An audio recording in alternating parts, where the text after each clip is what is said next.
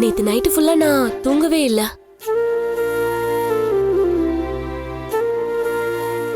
ஏங்க ஏதாச்சும் உடம்பு சரியில்லையா? மைண்ட் தான் சரியில்லை, நிறைய தாட்ஸ். எதை பத்தி சொல்றேன். ஃபர்ஸ்ட் நான் கேக்குற கேள்விக்கு பதில் சொல்லுங்க. நம்ம 2 பேருக்குள்ள என்ன ரிலேஷன்ஷிப் இருக்கு? நீங்க நான் ஒர்க் பண்ற கம்பெனி ஓனரோட பொண்ணு, நாளைக்கு ஓனர். நான் உங்க கம்பெனில ஒரு எம்ப்ளாயி. அவ்வளவுதானா? ஐயோ சாரிங்க, நம்ம ஃப்ரெண்ட்ஸ்னு சொல்லியிருக்கீங்களா? உங்க பாயிண்ட் ஆஃப் வியூல நம்ம ஃப்ரெண்ட்ஸ், என்னோட பாயிண்ட் ஆஃப் வியூல என்னன்னு தெரியுமா? நேரத்துக்கு நான் தூங்குறதும் இல்ல, டைமுக்கு சாப்பிடுறதும் இல்ல. அதுக்கான ரீசனை யோசிச்சு பார்த்தா நீங்களா தான் இருக்கீங்க. இல்ல புரியலங்க. எனக்கு சுத்தி வளைச்சு காம்ப்ளிகேட் பண்ண தெரியாது சத்யா, ஸ்ட்ரைட்டாவே சொல்றேன். I think I'm in love with you, Satya.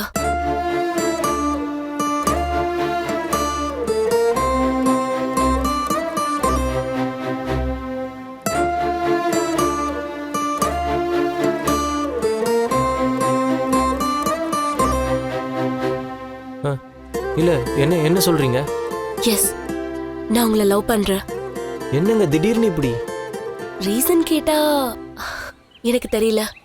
ஆனா உங்களை பார்த்த அப்புறம், உங்க கூட பழகினதுக்கு அப்புறம் இது வரைக்கும் ஃபீல் பண்ணாத எமோஷனலா நான் எக்ஸ்பீரியன்ஸ் பண்றேன். எனக்கே இது புதுசா இருக்கு.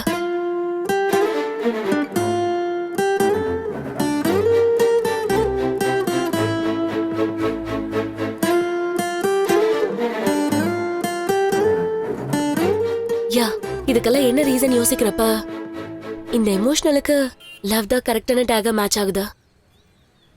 நீங்க தான் கரெக்டான மேட்ச்னு தோணுது.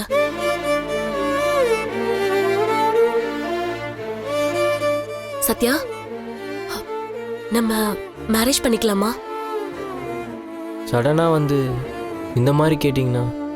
எனக்குள்ள லவ் வச்சுக்கிட்டு என்னால உங்க கூட ஃப்ரெண்டா மட்டும் பழக முடியாது சத்யா. எனக்கு என்ன சொல்றதுனே தெரியல. நீங்க யாரு, நான் யாரு? நான் எப்படிங்க உங்க ஸ்டேட்டஸ்க்கு? என்ன சத்யா, லவ்வுக்கு எந்த டிஃபரன்ஸும் தெரியாது.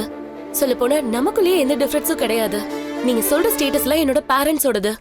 நான் ஒரு நார்மலான பொண்ணு, எனக்கு லவ் வரக்கூடாதா?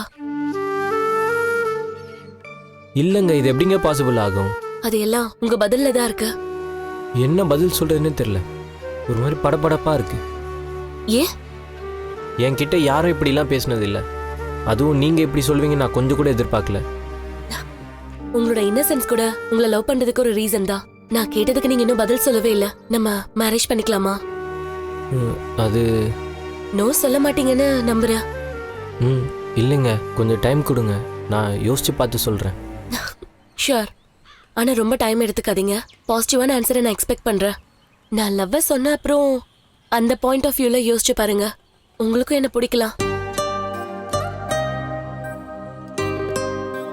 சத்யா, அம்மா என்னடா பண்ணிட்டு இருக்க? நான் எதுவும் உன்கிட்ட ஏதோ முக்கியமா பேச வந்திருக்காங்க, நீ இப்படி வெளியவே நிக்க வச்சு பேசிட்டு இருக்க. உள்ள கூட்டிட்டு வா. இல்ல ஆண்டி, நான் பேச வேண்டியதெல்லாம் பேசிட்டேன். இனிமே அவர்தான் அவரோட பதில சொல்லணும். நான் வரேன் ஆண்டி. பாய் சத்யா.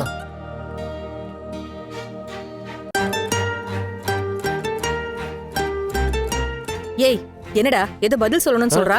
நீ என்ன அவளுக்கு பதில் சொல்லணும்? அதெல்லாம் ஒண்ணும் இல்லம்மா, ஆபீஸ் விஷயமா. ஆபீஸ் விஷயம் தானே, அதுக்கே இப்படி பேயறிஞ்ச மாதிரி இருக்க. அப்படிலாம் ஒண்ணும் இல்லம்மா, அவங்க கேட்டதுக்கு பதில் சொல்ல முடியல, அதான். டேய், நீ ரொம்ப புத்திசாலிடா. உன்னை நம்பி எவ்வளவு பெரிய பொறுப்பை கொடுத்துருக்காங்க. அதனால நீ நல்லா யோசிச்சு பதில் சொல்லு, சரியா? இன்னும் ஸ்கூல் பிள்ளை மாதிரி பயந்துகிட்டே இருக்காத. வா.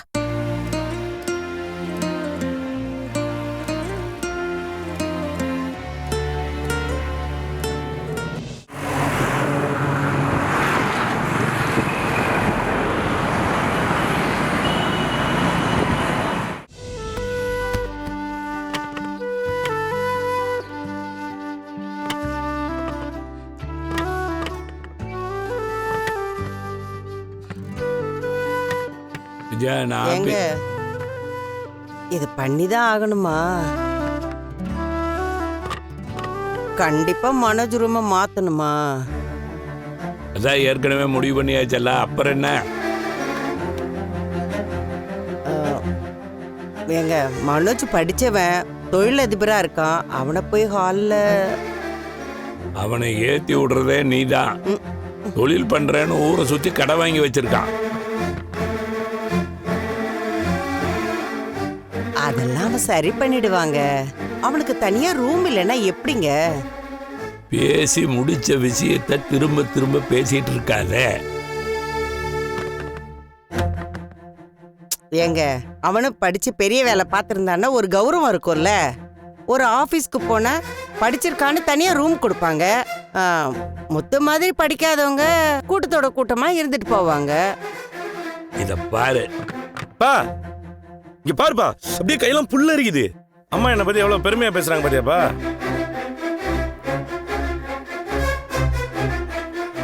யா, பசங்களுக்கு நடுவுல இப்படி பாகுபாடு பார்க்காதுன்னு பல தடவை சொல்லிட்டேன். மனோஜ் மட்டும்தான் அவன் பையனா? அவன் பையன் இல்லையா? அவனை பத்தி சொல்லி பெருமைப்பட்டுக்கிற அளவுக்கு அவன் எதுவும் செஞ்சது இல்லையே. உன் கண்ணுக்கு எதுவும் தெரியலேன்னு சொல்லு. அவன் எல்லாத்துக்கும் நல்லதுதான் பண்றான். ஒரு ஆபீஸ்ல படிச்சவன் படிக்காதன்னு வேறுபாடு பார்க்கறான். ஒரு அப்பா அம்மா அப்படி பார்க்கலாமா? நீ இப்படி பேசும்போது முத்து மனசு எவ்வளவு கஷ்டப்படுன்னு யோசிச்சு பார்த்தியா? பா விடுப்பா, இதெல்லாம் எனக்கு ஒன்றும் புதுசு இல்லைப்பா. எல்லாம் பழகி போயிடுச்சு. சில நேரம் அவங்க இப்படி எதுவும் பேசலனா தான், என்னடா இன்னைக்கு இவங்க எதுவுமே பேசலையே, இன்னைக்கு பொழுது அப்படியே டல்லா போகுமேன்னு தோணும். அவங்க அப்படி பேசிட்டு போட்டும்பா, பரவாயில்ல. டேய் நீ சும்மா இருடா. மனோஜ் இப்படி ஹால்ல படுத்தா அவனுக்கு ஏசி இல்ல, இந்த ஃபேன்ல சரியா காத்து வராது, கொசு வேற கடிக்கும். அவனுக்கு ஜுரகிற வந்துருச்சுன்னா அவனுக்கு வருதோ இல்லையோ, அவனுக்கு ரூம்ல நினைச்சா அம்மாவுக்கு ஜுரம் வந்துடும் போலப்பா. அப்பா ஹாலெல்லாம் படுத்து பழக்கம் இல்லப்பா. வேணும்னா அதுக்கும் போய் தனியா படிச்சுட்டு வரியாடா? முத்து மீனாவும் வெளியே படுத்துக்கிட்டாங்களே, அவங்களுக்கு மட்டும் இது பழக்கமா? ஏன் இந்த மகாராணி தனி ரூம்ல தான் இருப்பாளா? அவங்க வீட்ல இருந்தப்போ ஒன்று கொடுத்துலதான் அப்படியே வரிசையா தானே படுத்து கிடந்தா. இப்படி இலக்காரமா தான் எல்லாத்தையும் பேசுவியா? நீ மட்டும் என்ன பெரிய அரண்மனையில வாழ்ந்தியா? எதுக்கெடுத்தாலும் மீனாவை குறை சொல்ற. பரவாயில்லைங்க மாமா, இப்பெல்லாம் எனக்கே அது பழகிடுச்சு. நானும் இப்போ அதை தான் மீனா சொன்னேன், சேம் ஃபீலிங். நீங்க ஒரு நிமிஷம் வாங்க, உங்ககிட்ட பேசணும். என்னன்னு இங்கே சொல்லு மீனா. ஏய், ஏதோ முக்கியமா பேச வேண்டியது இருக்கும், தனியா பேசணும்னு சொல்றல்ல. பரவாயில்ல மாமா, நான் இங்கேயே சொல்றேன். உங்களுக்கும் அந்த விஷயம் தெரியணும். நான் இன்னைக்கு ரோஹிணியை பார்த்தேன். ஓஹோ, இன்னும் நீ அவளை பாத்துக்கிட்டு தான் இருக்கியா?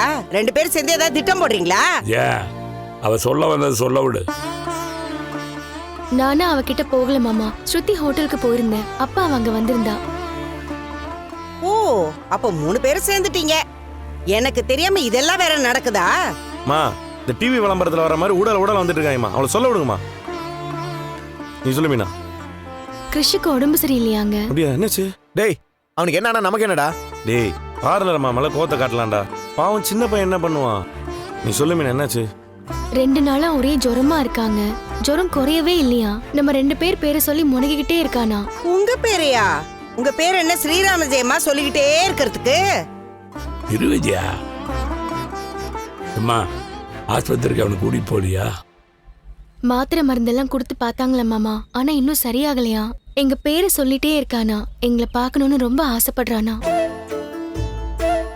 ஒரு தடவை வந்து பார்த்துட்டு போக முடியுமான்னு கேட்டா. நீ என்ன சொன்ன மீனா அதுக்கு? நான் எந்த பதிலுமே சொல்லலைங்க. உங்களை கேட்காம நான் என்ன சொல்றது?